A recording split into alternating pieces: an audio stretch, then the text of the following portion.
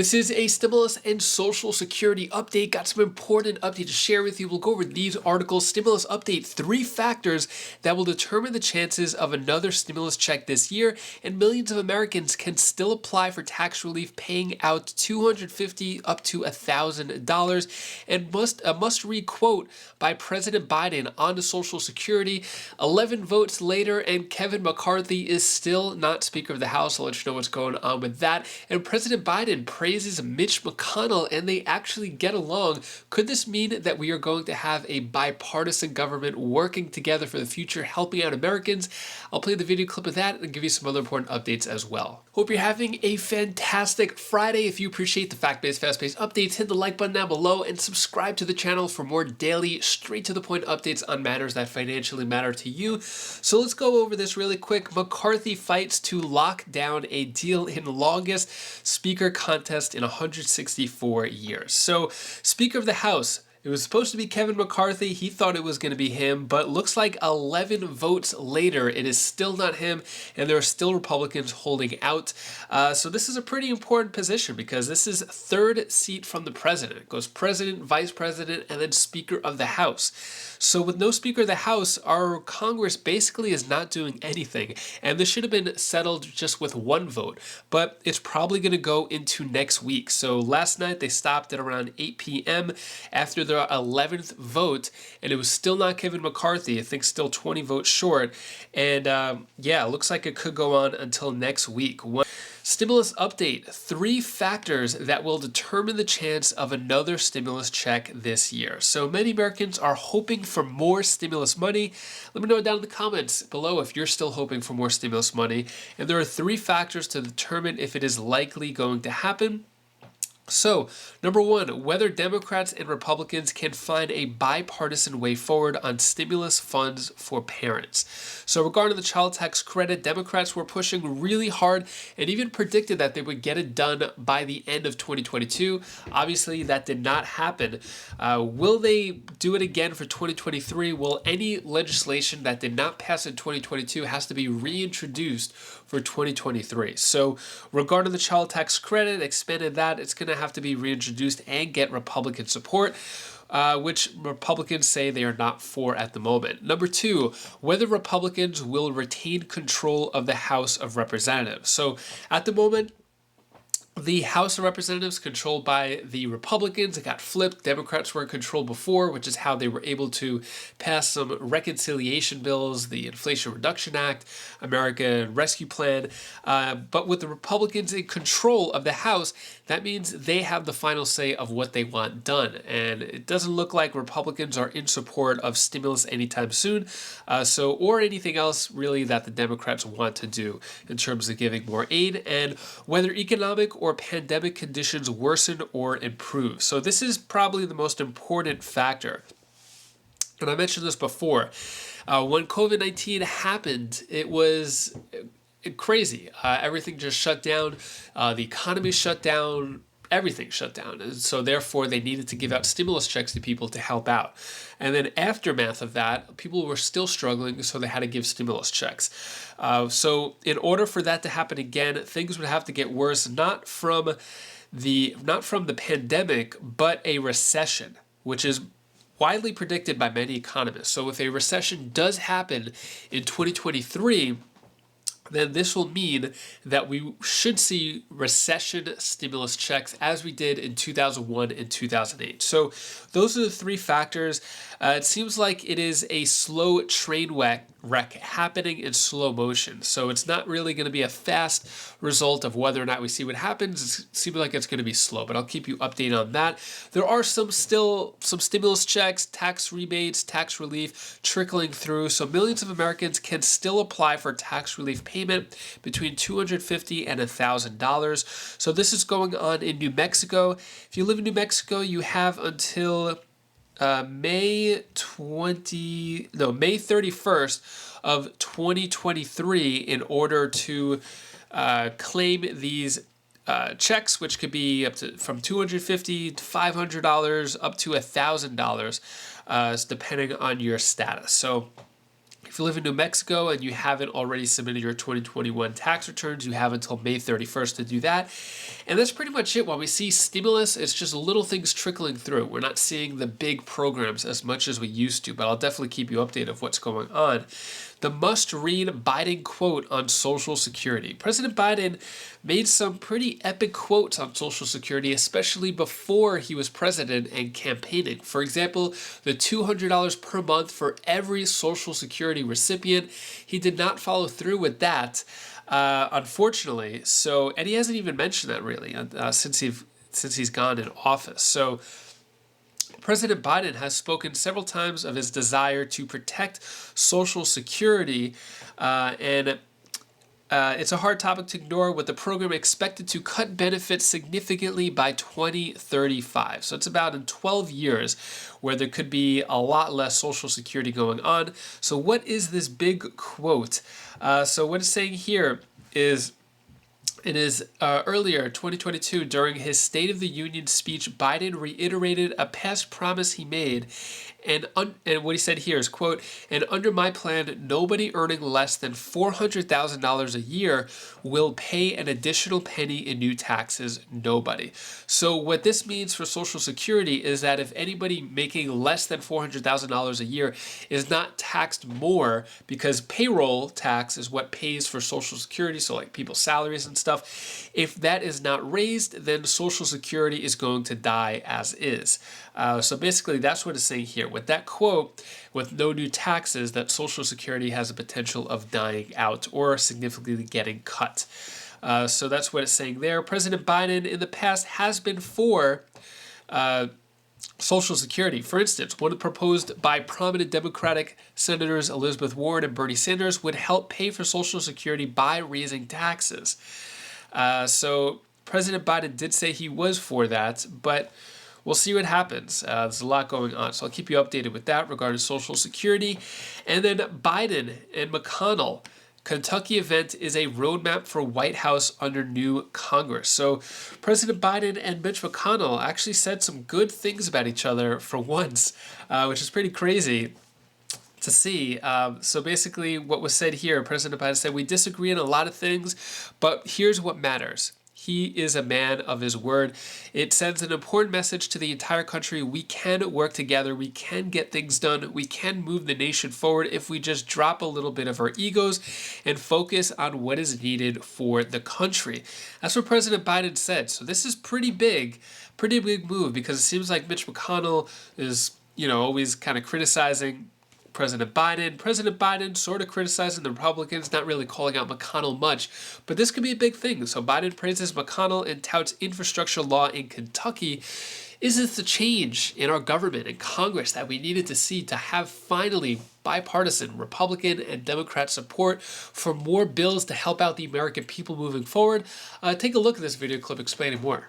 Leader McConnell and I don't agree on everything. In fact, we disagree on a lot of things, but here's what matters.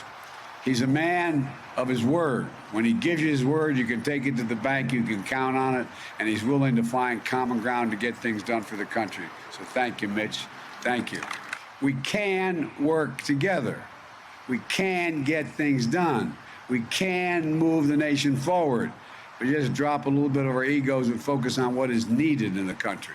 If you look at the political alignment of everyone involved in this, it's the government working together to solve a major problem at a time when the country needs to see examples like this of coming together and getting an outcome. Wow. That is a contrast. Boy, President Biden in Kentucky yesterday, contrast. along with Senate Minority Leader Mitch McConnell, to tout the administration's infrastructure bill. The bill supplied $1.6 billion to replace a crumbling bridge that connects southern Ohio to northern Kentucky. Also at the event was Republican Governor Mike DeWine, Kentucky's Democratic Governor Andy Beshear, and Democratic Senator Sherrod Brown of Ohio, who joins us now. So looking just at those pictures, would love to hear more about the event yesterday and what it portends for the future. But it didn't really seem like what one member of the House was describing as the President Obama JV team in Washington. That looked like a pretty good team led by Joe Biden yesterday.